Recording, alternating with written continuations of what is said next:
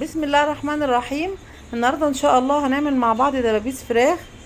ان شاء الله هنعملها بطريقه حلوه قوي قوي، هتديكي طعم الفراخ المشويه، وكمان هتديكي طعم الفراخ اللي مستويه زي الزبده مع الطعم الجميل بتاع التتبيله.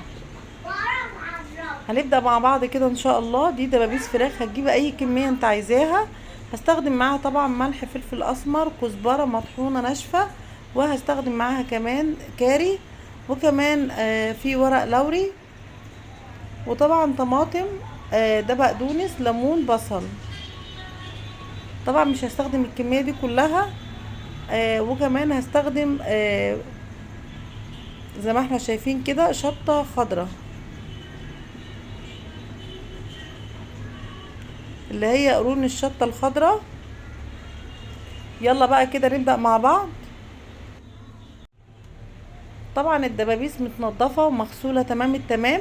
وعايزة اقول اهم حاجة وانت بتنضفيها، المادة الزلالية اللي تحت الجلد دي تكوني شايلاها خالص من الفراخ او من الدبابيس او من اي حاجة انت بتنضفيها. هنجيب بقى القرمة كده ونسمي بسم الله.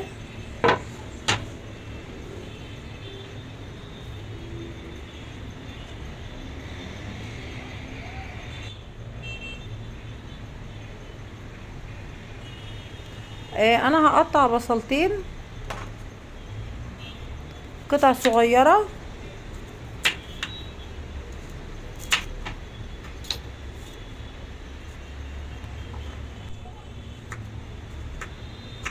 طبعا انا هقطع بس اول واحدة والباقي هكمله عشان ما اطولش عليكم.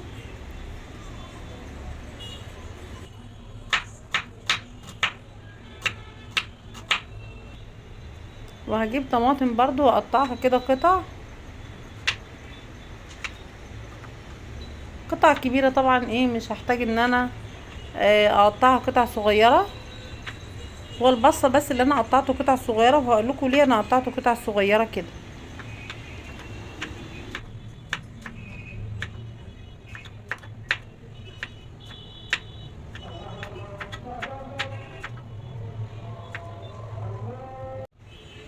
بعد ما قطعتهم بقى هجيب كده سلطانية، وهحط فيهم الطماطم والبصل اللي انا قطعتهم.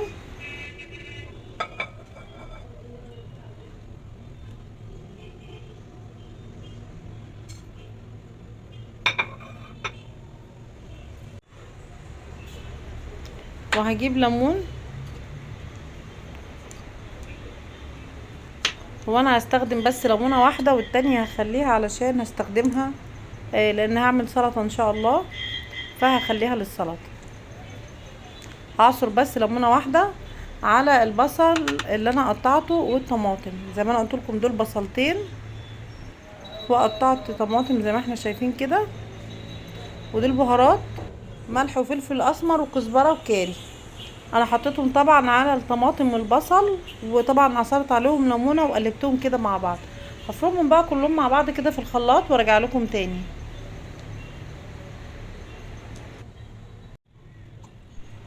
بعد ما فرمتهم في الخلاط هجيب بقى الدبابيس بتاعه الفراخ وابدا اشرحها كده. طبعا غسلها كويس قوي، وغسله تحت الجلد بتاعها مهمه قوي، لان ساعات بيبقى فيه زي ماده زلاليه كده تحت الجلد بتاع الفراخ لما بنيجي ننضفها. فطبعا لما بنيجي نغسلها لازم نشيل الماده دي ونغسلها كويس قوي قوي، وتنقعيها في ميه بليمون بزنجبيل بملح، علشان اي زفاره موجوده تطلع منها. طبعا انا كان في فراخ وانا خدت بصراحه الدبابيس بتاعتها اعملها الوصفه دي.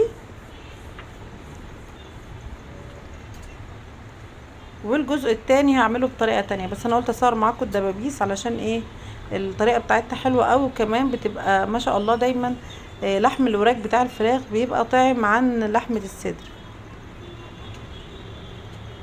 خلاص كده بقى انا شرحتها كلها عشان هحطها دلوقتي زي ما احنا شايفين كده، واحط عليها الخلطة اللي انا ضربتها في الخلاط. احاول بس ارفع الجلد بتاع الدبابيس دي علشان الخلطة توصل للحم بتاع الدبوسة بتاعت الفرخ. زي ما احنا شايفين كده. انا لما جيت اقطع البصل قطعته قطع صغيرة قوي، علشان لما اجي افرمه مع الطماطم يتفرم خالص وما يبقاش فيه اي قطع كبيرة باقية منه. عايزاه يدوب كده ذوبان مع الطماطم، يبقى زيها بالظبط. علشان لما اجي اتبل الفراخ تشرب منه كويس قوي. لكن لو حطيتيه قطع كبيره هيتفرم، بس هيبقى مش ناعم زي الطماطم كده.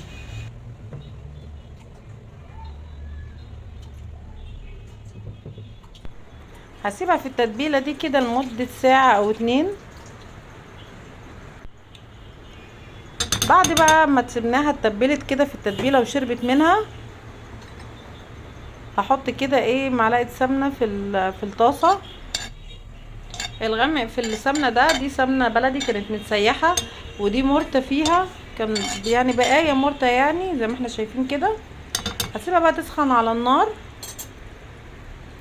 وهروح اطلع الدبابيس من التتبيله اللي احنا ايه حطيناها فيها.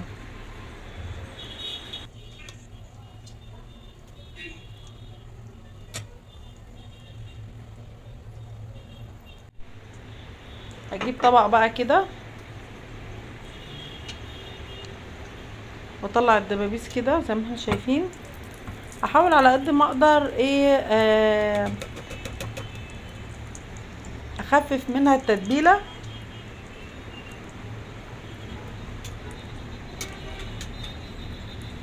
واسحب الجلد على الدبوسه كده، اغطيها تاني بالجلد بتاعها.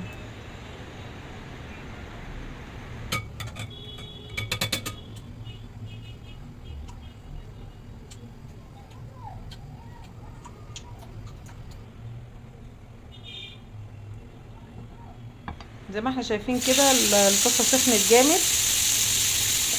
هحط بقى كده الدبابيس كلها كده اديها لون احمر.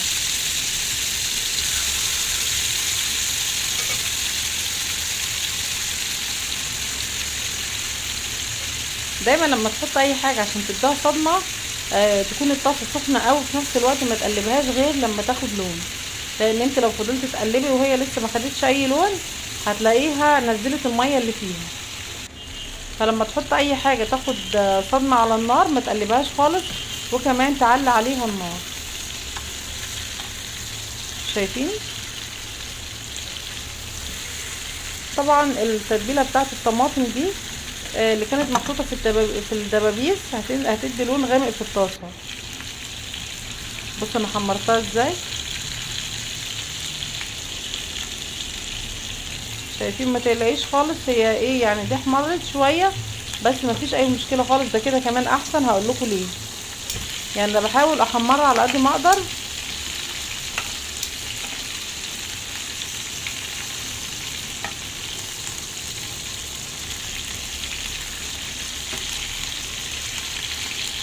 اول حاجه بتديلها صدمه بحيث ما تفقدش اي سوائل موجوده جواها، وتاني حاجه لان انا مش هحمرها تاني، فانا حابه ان انا اديها اللون الاحمر قوي ده لانه هيفتح معايا وانا بعملها. طبعا اللي في الطاسه دي طبعا الطماطم شايفين لونها اغمق قوي.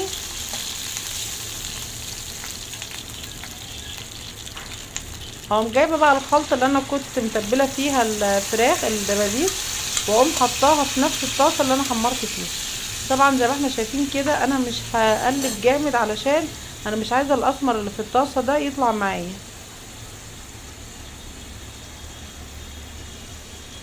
هقلب بس كده خفيف عشان اخد الطعم بتاع تحمير الدبابيس ايه مع الايه التتبيله اللي احنا ايه كنا حاطين فيها الدبابيس.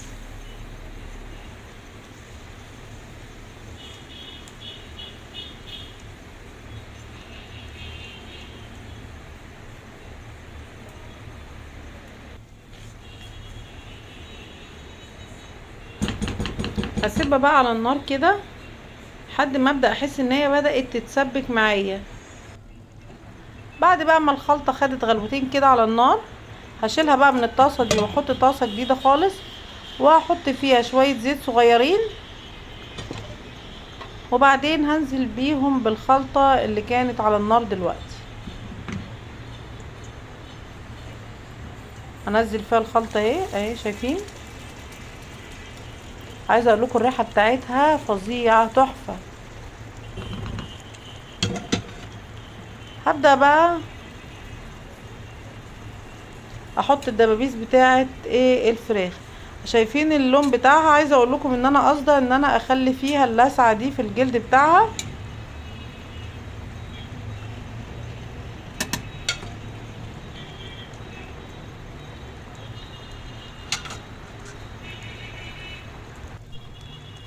هضيف بقى رشه فلفل اسمر تاني بسيطه كده عليها،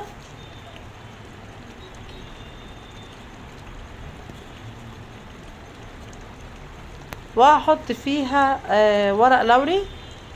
لو عندك حبهان ضيفي، ما عندكيش حطي حبتين قرنفل بس مش اكتر، ما تكتريش خالص لان القرنفل نفاذ جدا. ما عندكيش لا ده ولا ده عادي خالص، حطي ورق لوري زي ما انا حاطه كده، واحط معاها قرنين فلفل اخضر عشان النكهه.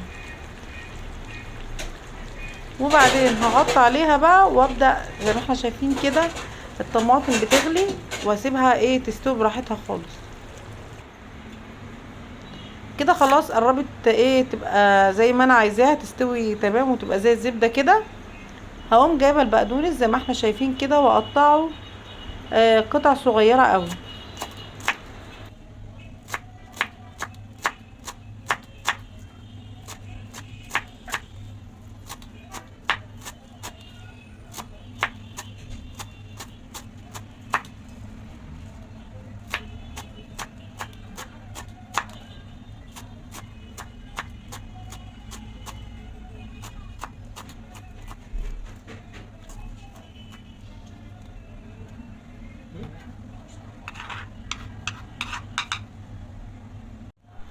ده كده خلاص بعد ما قطعته. تعالوا بقى نشوف الدبابيس. شايفين الريحه فظيعه، جميله جميله جميله. اول حاجه بقى هجيب فحمه واحطها على النار لما تاخد اللون الاحمر، واحطها في اي حاجه. ما عندكيش طبق صغير زي ده، حطيها على حته عيش وحطها بالشكل ده كده. طبعا انا مش هحط عليها ماده دهنيه من بره. هنشوف دلوقتي. هاخد من الماده الدهنيه اللي موجوده في الدبابيس اللي انا عاملاها. شايفين؟ هبدا احطها على الفحمه واغطي عليها كده. هتاخد ريحه الشوي مع الطعم الدايب الجميل، هتلاقوا طعمها تحفه مع التتبيله. لو حابه بقى تزودي على فكره على التتبيله دي صويا صوص وتحط عليها كمان خل العنب، بس طبعا بكميه بسيطه. عايزه اقولك هتديها طعم تاني خالص، بس للاسف الحاجه دي خلصانه عندي حاليا وانا لسه ما جبتش غيرها، فانا اكتفيت بكده. بس عايزه اقول لكم والله طعمها فظيع فظيع فظيع من غير اي حاجه. والريحه كمان يعني. بس جربوها ان شاء الله وقولوا رايكم. شويه بقدونس بقى على الوش كده، وهبدا احطها دلوقتي في طبق التقديم.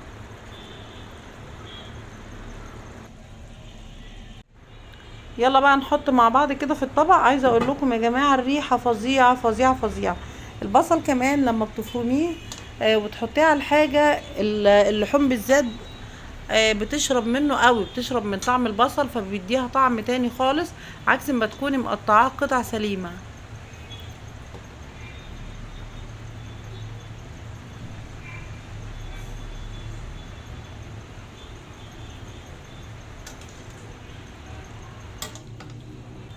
وهبدا بقى احط عليها من التتبيله بتاعتها. طبعا الصوص بتاعها هو اللي انا عاملاه بالتتبيله. عايزه اقول لكم والله يا جماعه طعمها فظيع. ممكن تعملوا الوصفه دي مش مع الدبابيس بس، ممكن الفرخه بحالها تفتحوا الظهر بتاعها وتقوموا فردينها كده في الصينيه، يا دوبك تحمروها زي ما انا عملت وتحطها في الصينيه وتحط عليها نفس الخلطه. عايزه اقول لكم والله العظيم طعمها فظيع جدا جدا جدا. احنا مش اول مره نعملها بصراحه، فانا حبيت اشارككم الوصفه دي لانها بتدي طعم الشوي مع الفراخ المزبده. كده وصلت معاكم لنهايه الحلقه. اتمنى لو عجبتكم تعملوا لي لايك وشير، ولو اول مره تشوفوا القناه يا ريت تعملوا اشتراك وتفعلوا علامه الجرس عشان يوصلكم كل فيديوهاتي.